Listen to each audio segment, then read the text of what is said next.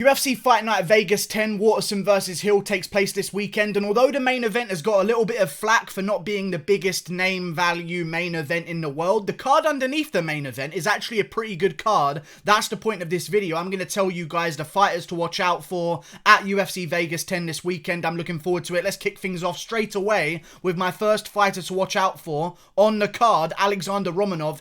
Anytime you see a name end with a V, there's problems, okay? And this guy's 11-0. Undefeated, very, very dangerous man, fighting out of Moldova, which if you don't know is the same place that Ion Kutalaba fights out of as well. Amazing fighter, as far as I can tell. I know a lot of times we can be fooled by the physicality of someone, but recently, I'll tell you this, I've never seen him in better shape than this in his career, because it seemed like he might have been a guy, and maybe I'm wrong here, who got into the sport of MMA to maybe try and get himself in better shape, because if you look at the start of his career, when he starts his career, he's morbidly obese. There's a problem. As he goes on throughout his career, he starts slowly trimming himself down, getting in better and better and better shape. And now, looking at him on these recent weigh-ins and fights that have been cancelled, he was supposed to be fighting Marcos Rodrigo de Lima. That fight got cancelled. Then he was supposed to be fighting Marcin Tybura before then. That fight got cancelled. He was supposed to be fighting Rafael Pessoa before then. That fight got cancelled. But every single time we've seen him, he's looked in the best shape I've ever seen him in. I like Alexandr Romanov. He's a dangerous man. He's got a bunch of finishes. I think he's finished every single one of his fights. Yes, he has. 100% finish rate in the heavyweight division, which is very often. But it's also good to see, and it's also good to see a couple of finishes in the third round. That's what I like to see, because for a guy of his physicality, let's just say, he's not the most svelte and lean man in the world. You would likely worry about some cardio issues, but he's got some finishes in the third round. He looks in amazing shape. He's got dangerous slams. His ground game is amazing. His top control is horrible to watch. Not in a good way, though. Not horrible to watch in a bad way, horrible to watch in a good way, like it makes you cringe when he's boring his fucking forearm into someone's throat. He's got a forearm choke finish in MMA. No, he's got 2 forearm choke finishes in MMA. He's a dangerous man from all positions. I like his top game, but one more thing I want to talk about with Alexandr Romanov is the fact that his stand-up is actually really good. He's not one of these guys that comes forward throwing big haymakers. That's not his style. He comes in there bouncing on his feet a little bit. You know, you don't really expect it from him, but he's bouncing on his feet a little bit, throws a leg kick, throws a body kick, real good rhythm, real good style. I like watching him fight. He's got quick kicks, he's got dangerous takedowns, and he's got crushing top control, and I think he's got a real good opponent to look good against him, Rook Martinez, who we've never heard of before, filling in for this fight on short notice on the card this weekend. I'm so glad it got added to the card. I really am, because I was looking forward to Romanov's debut for a very long time, and if it got cancelled again, I was going to be very disappointed. So Rook Martinez, not the best fighter in the world, but thank you for stepping up. He hasn't fought the best of competition. He's fought guys 8-8, lost to a guy who was 12-9, lost to a guy, you know, 36-11, but that was Mirko Krokop, so I feel like we can give him some kind of an excuse there, I'll be honest with you guys, but still, he's a dangerous opponent, and Alexandr Romanov has a real good chance to go out there and look really good against him. I think Romanov's going to go out there and look really good against him and dominate Rook Martinez in the first round. I don't even know if that's how you pronounce his name, but I feel like Romanov's going to get the job done pretty damn easily, because Rook Martinez is not a big guy for the heavyweight division. He's a very experienced guy for the heavyweight division, but I feel like Alexandr Romanov, he's beaten guys 6-1, 6-3, 16-7, 2-0, 20-5.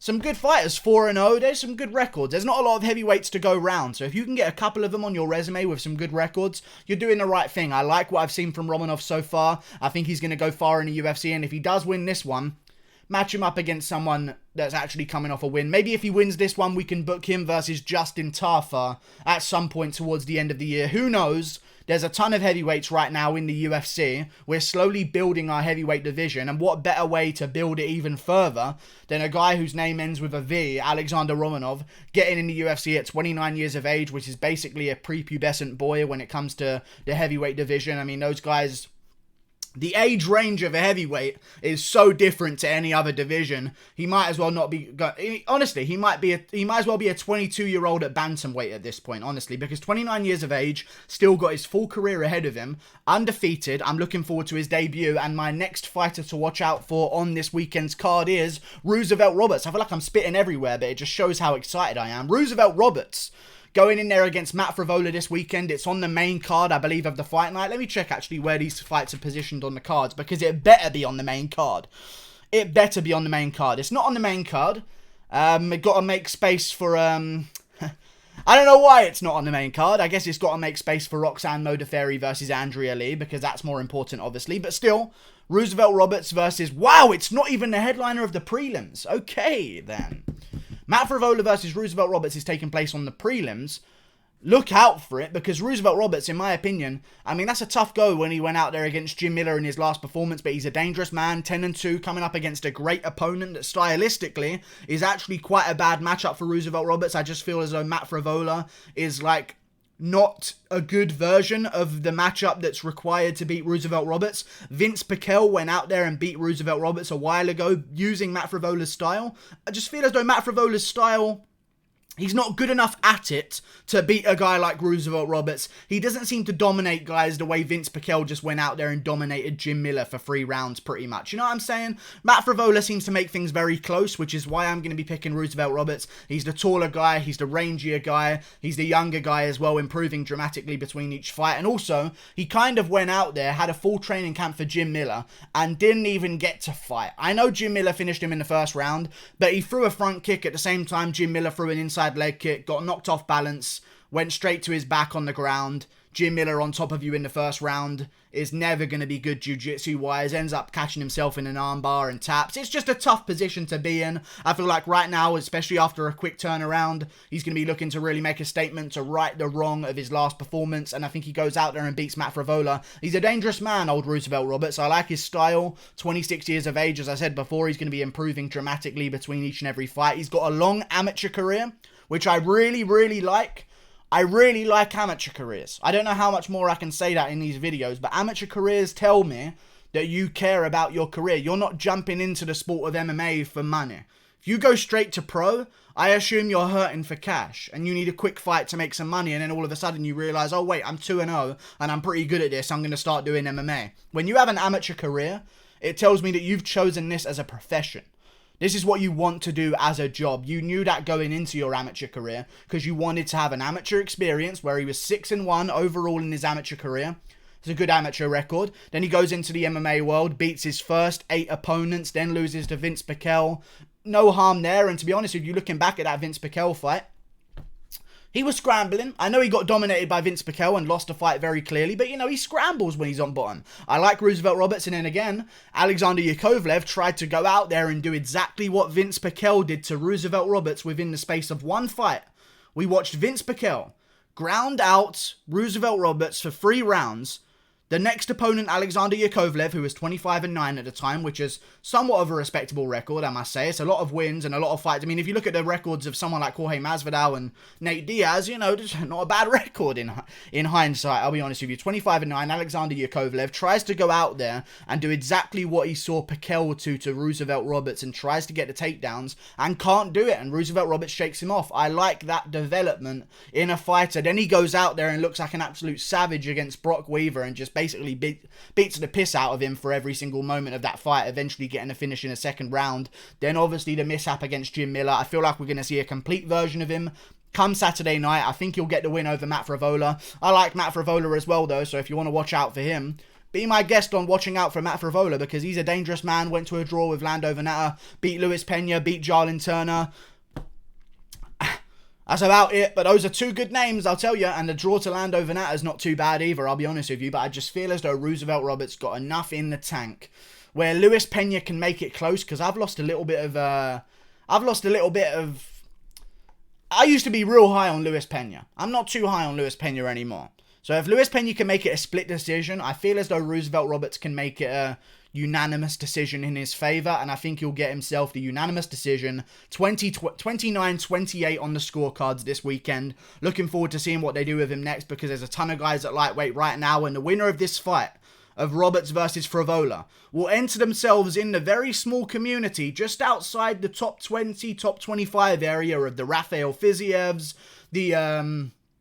the Mark Jacazes, I guess, is still in the mix. The Nasrat Hakparast, the Brad Riddell, who's taking on Alex Da Silva coming up soon. You'll join that group of people. I like it, and I think Roosevelt Roberts is going to get the job done. And if he does win, maybe we could see Roosevelt Roberts versus one of those names I just mentioned. I wouldn't mind any one of them. Roosevelt Roberts versus Nasrat Hakparast. If he gets the job done, I'm down. I think it'll be a fun matchup. Moving on to another fighter to watch out for on the card, Julia Avila. Julia Avila, the Raging Panda. Somewhat of a lame surname, I'll be honest with you guys, but she's female, so she gets away with it. Decent surname, Raging Panda.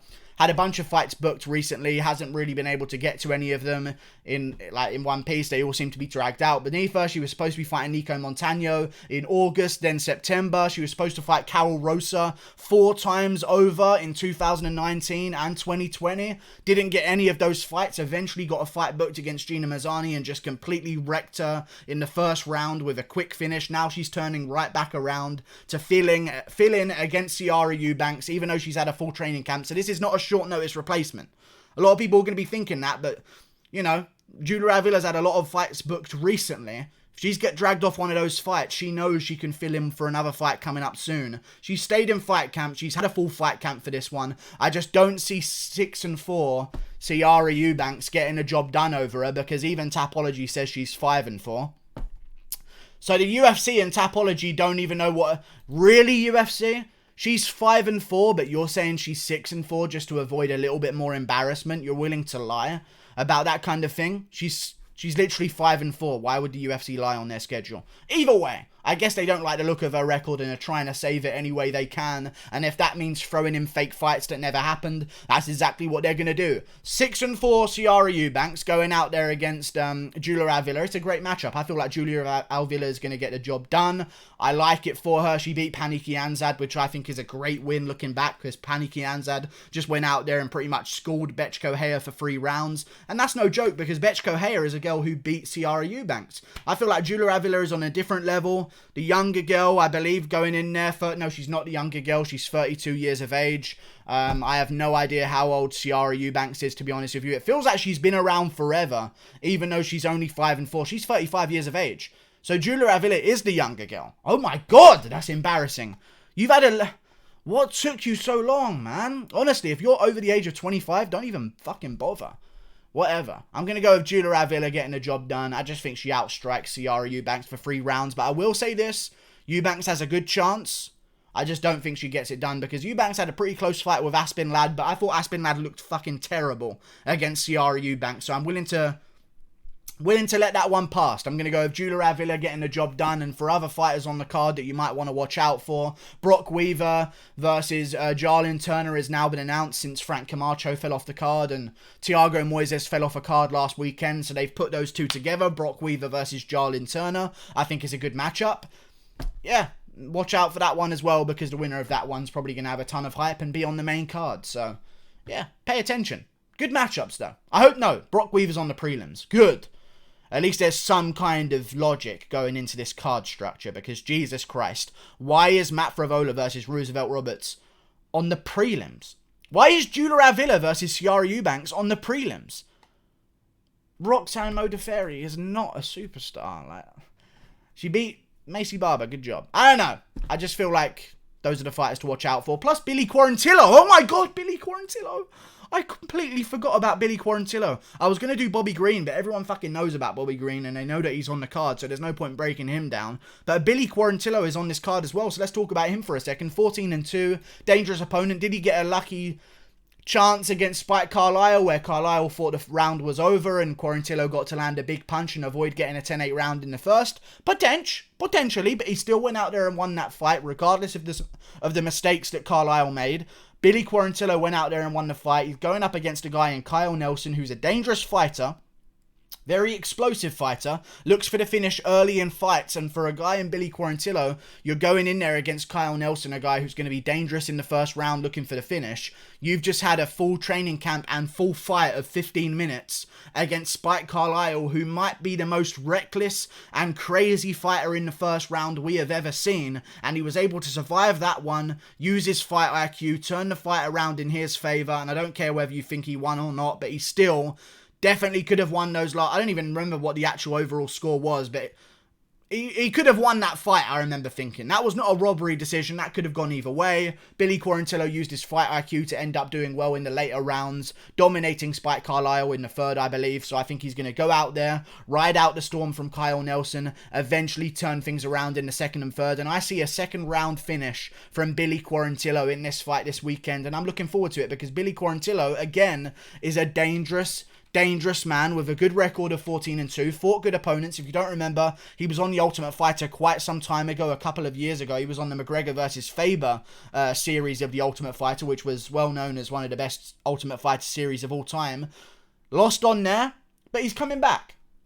He's worked his way back. And you know what? He left the Ultimate Fighter, won a fight against a good opponent, and then lost against someone else. You could have quit there, Billy Quarantillo, but he turned it back around and he went on an absolute tear, going on a 3-fight win streak, all against good competition. Then he went on the Contender Series, dominated there, dominated against Jacob Kilburn in his debut. Now he's just had a big win against Spike Carlisle, who was a guy that might end up skyrocketing towards the rankings in the near future. Who knows? He is the Alpha Ginger after all. I feel as though Billy Quarantillo is going to go out there and get the job done against Kyle Nelson. Those are the fighters to watch out for on the card.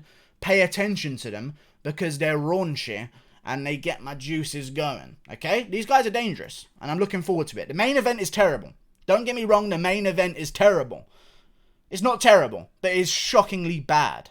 And there is no co-main event. I refuse to label a co-main event, and if they really want me to label Izatar versus Worthy as a co-main event, I'm not doing it. There is no co-main event of this card, but what there is on the card is a bunch of young, talented prospects. I just named 2 of them right now. Ottoman Izatar, well, again, not young! Why are you 30? Why are you 30? You've just got here. Why are you 30? You've just got here, man. You fucking dumb bitch, Ottoman Izatar, man. Fuck. Like and subscribe. Thank you for watching. Click that button there. Goodbye. Watch out for the... I don't even know who I was talking about, but watch out for him, I guess. They're cool. He or she, whoever I mentioned. See ya.